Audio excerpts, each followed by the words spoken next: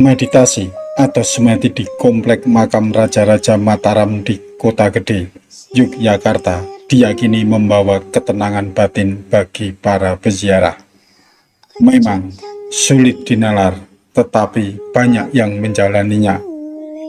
Halo, Assalamualaikum. Jumpa lagi dengan saya di channel Obrolan Haris.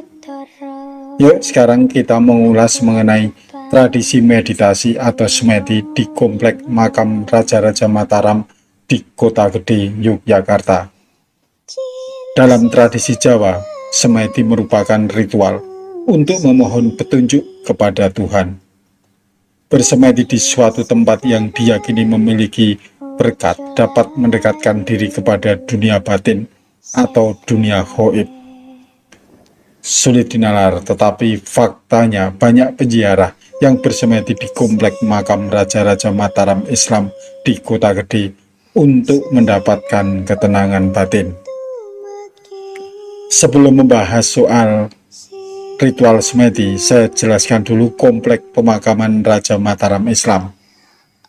Ada dua komplek pemakaman Raja Mataram Islam, yaitu di Kota Gede dan Imogiri. Perbedaan utama makam Raja Imogiri dan Kota Gede terletak pada lokasi dan periode pembangunan, serta siapa yang dimakamkan.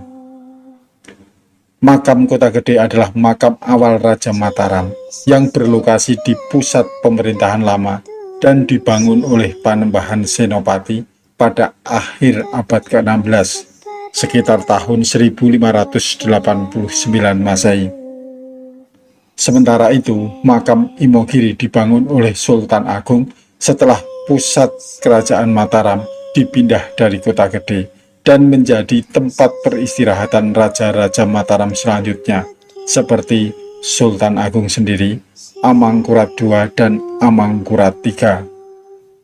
Komplek pemakaman Imogiri dibangun pada awal abad ke-17. Masyarakat Jawa, khususnya Kejawen, memang kental dengan hal-hal berbau mistik. Adapun ritual semedi yang dilakukan oleh peziarah di makam Raja-Raja Mataram Kota Gede ini merupakan tradisi turun-temurun yang masih dilestarikan hingga saat ini. Perpaduan antara moralitas, etika, dan religi tercermin dalam kegiatan ritual yang menyandingkan Tuhan, manusia, dan kekuatan gaib yang ada di alam ini, yang mengandung banyak filosofi orang-orang Jawa terdahulu. Makam yang ada di Komplek Kota Gede ini banyak disakralkan. Misalnya, makam Panembahan Senopati, putra Ki Ageng Pemanahan, yang merupakan pendiri kerajaan Mataram Islam. Perjuangan untuk mendirikan kerajaan inilah yang dimulai dari membuka hutan sampai menjadi padukuhan dan kerajaan, sehingga menjadikan makam raja-raja ini disakralkan oleh masyarakat Jawa. Panembahan Senopati dikenal sebagai raja yang bisa menjadi pelindung, pemakmur masyarakat, penentram masyarakat, dan penyebar agama Islam. Tujuan peziarah datang semedi dan bertapa di depan makam karena menurutnya makam ini adalah tempat suci dan sakral, sehingga banyak orang menjadikan tempat ini untuk berdoa. Tempat yang dapat membuat hati tenang dan tentram jiwa. Kapan orang datang bersemedi di makam ini? Kebanyakan orang Jawa mensakralkan hari, sehingga sebagian besar datang pada malam Jumat dan malam Selasa Kliwon. Malam Jumat merupakan hari di mana leluhur mendengar doa dari para pesemedi. Hari Jumat juga merupakan hari besar umat Islam. Hari yang disakralkan tersebut diyakini para peziarah sebagai hari yang memiliki kekuatan gaib yang baik untuk melakukan semedi. Sebagian peziarah datang untuk bersemedi dengan membawa sesajen. Sesajen ini merupakan identitas yang telah melekat dari masyarakat tradisional Jawa sebagai wujud akulturasi budaya dan agama, sehingga sesajen dijadikan sarana agar bisa merasakan kehadiran hal-hal yang berbau gaib. Peziarah yakin dengan bersemedi di depan makam Panembahan Senopati, mereka akan mendapatkan wasilah sehingga doanya lebih didengar dan diijabah oleh Allah Subhanahu wa Ta'ala. Konsep wasilah inilah yang membuat makam Raja Panembahan Senopati dan keluarganya disakralkan.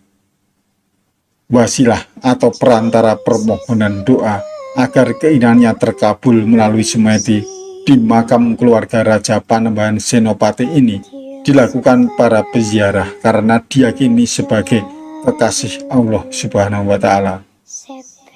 Panembahan Senopati diyakini dekat dengan Allah sehingga bisa berkomunikasi langsung dengan Sang Holik, Tuhan semesta alam. Inilah yang diyakini sebagai wasilah atau perantara langsung ke Sang Pencipta. Ritual semedi diawali dengan berwudu di sumur yang ada di komplek pemakaman tersebut, lalu membawa sesaji di depan makam. Jika tidak membawa sesaji pun tidak mengapa. Ada yang merasa sesaji membuat semedinya lebih afdol. Lalu berzikir dan berdoa, memohonkan ampunan untuk Panembahan Senopati yang telah berjuang dan memakmurkan rakyat Mataram. Peziarah yakin dengan mendoakan kepada leluhur yang sudah meninggal, maka kebaikan-kebaikan itu akan mengalir pula kepada diri mereka sendiri. Setelah mendoakan kepada arwah leluhur, barulah mereka berdoa untuk diri sendiri dan keluarga. Peziarah melantunkan harapan dan keinginannya kepada Tuhan. Tentu, doa masing-masing peziarah berbeda sesuai dengan kepentingan dan kebutuhan masing-masing.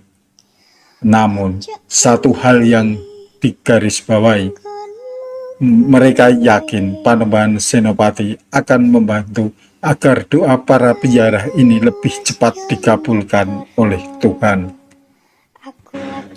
Peziarah yakin melalui bersemedi di komplek makam Raja-Raja Mataram di Kota Gede ini, mereka mendapatkan ketenangan jiwa. Di samping itu, doa-doa mereka ada yang dikabulkan. Semua berkat wasilah dari Panembahan Senopati.